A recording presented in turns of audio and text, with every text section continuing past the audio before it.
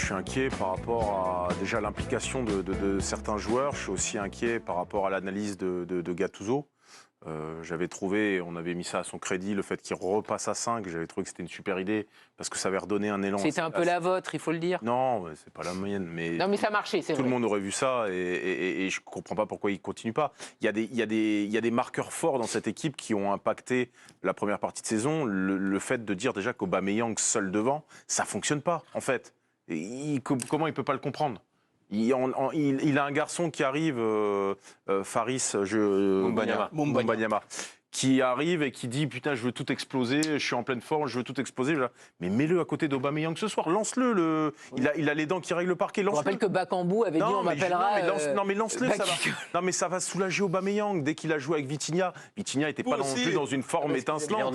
Il peut se déporter, il peut prendre la profondeur, il peut se faire oublier, il peut faire d'autres choses. Comment on peut pas à un moment donné voir tout de suite que Maïté dans un système à 4 face à une attaque lyonnaise qui verrouille la relation avec Unai. Donc ça veut dire que tu as des boulevards sur les côtés. Et ben tu mets Maïté. Donc tout le monde savait qu'ils allaient jouer Merlin. Ils ont verrouillé le côté à Merlin, terminé. Mais c'est une faute de ne pas mettre Klose dans ce match-là. C'est une énorme faute. Il est rentré, on le rappelle, à la 59e minute. Il n'a pas tout bien fait non plus, Klose. On le rappelle quand même. Il a apporté un vrai truc. Ça, c'est sûr que... Il a tout de suite quand même fait des différences en avant. Il a perdu des ballons aussi. Alors oui, voilà, sur ces tentatives. Offensivement, le réveil marseillais est quand même lié à l'entrée en jeu de Klose. Évidemment. Moi, ce qui m'inquiète le plus à Marseille, il m'est fortement sympathique. Qui ça?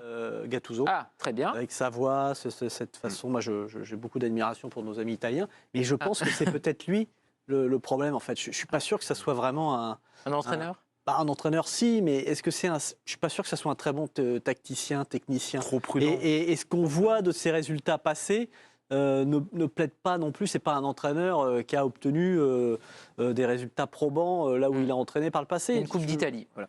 Ouais, c'est pas quelqu'un trop capable de se réinventer. C'est-à-dire qu'il a un système préférentiel qui est le 4-3-3. Il s'est retrouvé avec un effectif qui était construit autrement, qui en plus avait des repères encore différents, c'est-à-dire le fameux 3-5-2 de la saison passée. Il s'est retrouvé en fait à adopter un système de jeu qui n'est pas le sien, avec un effectif qui n'est pas bâti pour ça. Donc voilà, je suis pas sûr qu'il ait les ressources. C'est à mettre à sa décharge, tu as raison, Dave. Mais est-ce qu'il a ses capacités d'adaptation? Non, c'est ce que je dis. Peut-être que il n'est pas assez inventif, créatif avec cet effectif-là. Moi, il y a un autre élément qui m'inquiète énormément pour Marseille, c'est que Marseille joue avec, en faisant une feuille de match avec des potentiels joueurs, avec ce qu'était Harit au meilleur de sa forme, ce qu'est Unai quand il est au meilleur de sa forme, c'est-à-dire un match sur 3. Ce qu'on imaginait être Iliman Ndiaye ou encore ça. Ce sont tous des joueurs... C'est le recrutement de l'OM. Oui, c'est le recrutement dont on dit qu'à pleine puissance, on se dit « Ah, ça a de la gueule ». Mais en fait, on ne les voit jamais à pleine puissance. On ne les voit jamais à 100%. J'ai vu aucun de ces joueurs à 100% depuis le début de la saison, ou encore une fois, ponctuellement Unai, et je ne les vois pas progresser. C'est ça qui est inquiétant. Et quand je vois, et j'insiste sur le fait, les défenseurs dire... on manque de verticalité, j'en viens à me demander si cette équipe, elle n'est pas un peu coupée en deux, entre certains qui disent, nous, on ramasse les vagues, on a quand même un milieu de terrain qui ne fait pas des efforts dingues défensivement, à l'exception d'Onana, et ces mecs-là, sur le plan offensif, ne progressent pas, n'avancent pas. Donc ça me paraît très inquiétant. Quand est-ce qu'on les aura à plein régime, quoi? La régie. À quel moment on fait ça? Non, mais ils sont complètement roulés. La régie. Je ne me suis pas départi, je suis allé au bout. Bravo. C'était dingue. C'est du grand n'importe quoi. Allez, nous repartons à Lyon. On va retrouver Giovanni Castaldi. Giovanni qui suit également l'Olympique lyonnais, l'Olympique de Marseille. Il suit tous les clubs. Il suit tout le monde. Il est partout. Vendredi prochain, il sera d'ailleurs au match entre Marseille et Metz. Ça sera aussi un match important. Giovanni, nous sommes inquiets sur le plateau. Vous, qu'est-ce que vous en pensez? Est-ce que vous êtes inquiet aussi? Est-ce que finalement, cet OM n'a pas de figure parce qu'il n'y a pas de talent? Il est très inquiet.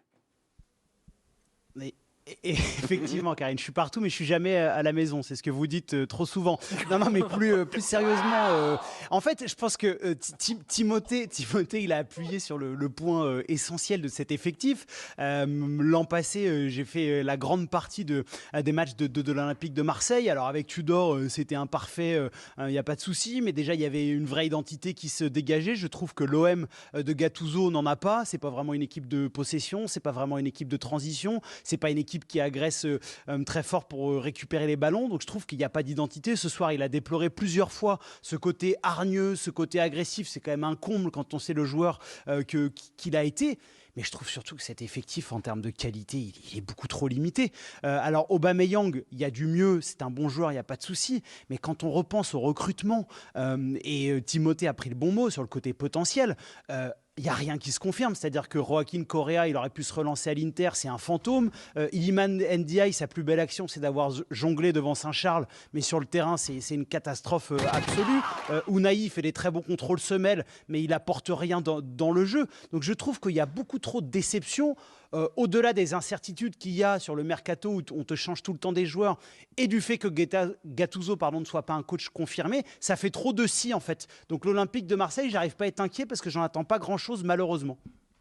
Ouais, Giovanni, est-ce qu'on confond pas l'effectif et la production de cet effectif? Parce que là, tu nous dis, quand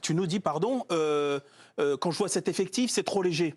Mais ce que je veux dire, c'est qu'en début de saison, quand il y a ce recrutement, Aubameyang, Unai était arrivé avant. On dit tous que c'est plutôt pas mal. Exactement, on dit tout ça. Et est-ce qu'on se dit, est-ce qu'on se dit, ah ouais, c'est nettement inférieur à Nice? Est-ce qu'on se dit c'est nettement inférieur à Brest? Est-ce qu'on se dit c'est nettement inférieur à Reims? Sûrement pas. Moi, je pense que au départ, l'effectif. Ok, mais tu parlais de potentiel, Timothée, tu as raison. Bien sûr, mais je trouve qu'à la base, le matériel qui a été apporté, a priori, ça devait être un matériel quand même pour jouer le top 4 ou au moins le top 5. Sauf que Dev, Vas-y. Sauf que Dev, je suis d'accord avec toi, mais je trouve que tu as cité les exemples de Nice et Reims qui sont de bons exemples, puisque c'est, bon, même si Reims c'est un peu plus compliqué en ce moment, c'est des clubs qui se renforcent chaque année, mais qui ne changent pas tout. Et qu'en fait, tous, et moi le premier, parce que j'étais le premier quand on a fait les débats cet été à l'équipe du soir, en disant c'est génial, il réagit vite, Pablo Longoria, il amène des joueurs, il trouve des solutions. Mais en fait, au bout d'un moment dans le football, quand tu passes ton temps à changer 80% de ton effectif, tout en gardant jamais un coach, parce que Sampaoli c'est une saison, Tudor c'est une saison, son ami Marcelino c'est 7 matchs, ensuite tu mets Gennaro Gattuso. Je pense que au-delà des problèmes qu'on a soulevés avec Timothée sur le potentiel, ton instabilité au bout d'un moment, tu la payes. Je veux dire, sortir Renan Lodi et pour prendre Quentin Merlin, en fait, c'est qu'une histoire de pognon en fait, sinon ça n'a pas de sens. J'adore Quentin Merlin et j'adore Renan Lodi, mais en fait le problème c'est que toutes ces histoires de mercato à l'OM, ça parasite tout et le côté instable fait que je pense que tu le payes, tu t'affaiblis fatalement à force de faire des choix et des rotations, que ça soit même dans ton collectif. Merci beaucoup, Giovanni. Raymond, c'est vrai que quand on est coach et qu'on se retrouve à avoir toujours des joueurs différents, des bons joueurs qui sont mis dehors, Alexis Sanchez, Chancel Bemba l'an dernier, il fait une bonne saison, on lui dit tu vas partir, bon finalement il part pas, donc il est déboussolé et puis il revient à son meilleur niveau. Enfin, c'est quand même très compliqué quand on est entraîneur de devoir faire ça avec Klaus, là par exemple. Klaus, c'est ce qu'il est en train de vivre aussi. Les entraîneurs vivent ça maintenant à peu près partout.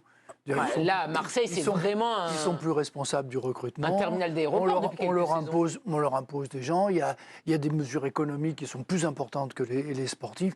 L'entraîneur, on lui dit, voilà, ton effectif, c'est comme ça, tu gères ça et tu dois gérer ça. Il n'y a que les grands, ils sont 5, 6 entraîneurs qui sont capables d'imposer leur choix à tous les niveaux. Mais tous les autres, ils sont dans la même situation. La Marseille, c'est vraiment version XXL, ces changements. Mais Marseille, ce qu'a dit Joe, je vais pas l'approfondir encore. Plus de 50 mais on se rend compte qu'à ce moment-là, c'est plus un projet sportif, c'est un projet économique. L'objectif, c'est de faire des transferts. Donc l'entraîneur, il est là juste pour essayer de mettre en valeur un petit peu le mieux possible. C'est tout. Ils ont eu quand même quelques blessés importants. Perdait Rongier sans que ce soit un génie, il stabilisait un peu le milieu de terrain. Un garçon comme Kondogbia, il a loupé pas mal de matchs. Oui, il est très souvent blessé. Oui, c'est quand même des joueurs qui potentiellement, moi je suis pas un fan absolu, on peut imaginer qu'à 100%... Je n'arrive pas à comprendre le truc de Klaus. Non, mais Klaus, c'est lunaire. Je n'arrive pas à comprendre, à part un problème économique. Je veux dire, c'est aberrant, c'est un joueur, c'était un de leurs meilleurs joueurs, c'est ceux qui apportent quelque chose, qui dans le jeu, là, et on lui dit, tu dois partir.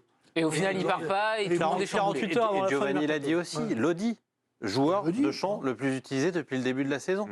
Pour faire en plus une plus-value de rien. Après, de peanuts. Il ne faut quand même pas oublier, il faut essayer de remettre aussi... évidemment que Pablo Longoria a probablement une part de responsabilité dans tout ça. Il y a quand même, Pablo Longoria n'est pas le boss de l'Olympique de Marseille. Il y a quelqu'un au-dessus de lui qui lui demande des comptes en termes de finances. Mais il en a mis de l'argent, Macron, quand même, non ? Il me semble que sur les finances, depuis le départ de Jacques-Henri Hérault, le déficit a été en partie comblé. Alors certes, il y a beaucoup de mouvements, mais quand vous faites partir Lodi pour prendre Quentin Merlin, ça veut dire que sur le transfert, tu gagnes pas énormément, mais sur la masse salariale, je pense que Lodi était beaucoup plus cher que Merlin en termes de masse salariale. Donc après, il faut se demander, McCourt ne veut plus investir. McCourt était venu, pas pour l'amour de l'OM, sûrement pour récupérer des marchés. Oui, voilà. Il a vu que les marchés, finalement, ça allait pas être ce qu'il avait imaginé. Donc lui, il veut plus, il a fermé les vannes et la rambarde devant, la grille en métal. Il l'a fermé, il l'a cadenassé. Donc Longoria, on voit bien l'idée. Ouais, mais Longoria, il est aussi obligé de jouer avec ça. Il n'a pas 80 millions à dépenser tous les mercatos. Mais il dépense de l'argent quand même. Il n'est peut-être pas obligé d'en mettre 32 sur Vitinha. Attends, mais voilà, et ils offrent aussi des salaires conséquents à certains joueurs. C'était pas obligatoire, tu vois. C'est toujours McCourt qui comble à la fin de l'année quand il y a un déficit. Par rapport à ce qu'on voit, bon, on est tous d'accord, l'effectif de Marseille est plutôt très moyen. Mais quand même, Gattuso, est-ce qu'il ne pourrait pas faire mieux? Parce que c'est quand même extrêmement rare des matchs où Gattuso a fait changer le cours du match. Exactement. Ses choix tactiques. Combien de fois Marseille était mené 2-0 et a gagné 4-2 jamais. Oui, et Ludo l'a assez bien illustré tout à l'heure en expliquant que le plan finalement était assez simple pour Lyon. C'est-à-dire qu'à partir du moment où tu avais mis donc côté droit Maïté, effectivement, tu sais qu'il va rester très prudent et que tu n'as plus qu'une zone de presse à avoir, c'est du côté gauche, du côté de Merlin, donc tu peux avoir ce temps d'avance. Ne serait-ce que ça, à ce niveau-là de coaching, il doit assez vite le décoder. On a bien vu, c'est vrai que même s'il n'a pas tout fait bien et qu'il a un peu raté, je pense qu'il est rentré avec un état d'esprit aussi. Il a dû vivre des jours un peu drôles, Klose. Mais c'est vrai qu'à partir du moment où il est rentré à droite, d'un seul coup, ça rééquilibre les débats. Voilà, et ça se complique pour Lyon au niveau de comment presser. Moi, je pense que c'est pas un hasard non plus si Gattuso, attention, et je dis ça c'est respectueux parce que coach, c'est quand même un enfer, mais il a quand même réussi quasiment nulle part en fait. À un moment, tu vois ce que je veux dire, c'est pas quelqu'un qui sort d'un échec, mais précédé de plusieurs réussites ou de quelques réussites qui pourrait dire il en est capable. Je trouve que le problème, c'est que quelles que soient les situations auxquelles parce qu'il a géré différentes situations. Tu vois, Valence, c'était un enfer, mais bon, Milan, quand il y est, c'est peut-être pas non plus complètement l'enfer non plus. Et tu sens qu'il a du mal à optimiser ce qu'il a. Et là, je trouve que, moi, on me l'explique comme on veut. Cet effectif de Marseille, c'est pas un effectif pour jouer à cette place-là. Normalement, il devrait être au coude à coude pour être au moins 5e, 6e et avoir la place de 4e au moins en visu. En visu. Et là, ils y sont pas. Donc, moi, il y a un problème là-dessus. Et dans l'inquiétude que l'on expose, t'as Rennes et Lens qui sont en train de remonter. Oui, en plus. Effectivement, il y a des retours. Tu vois où ils vont. Voilà.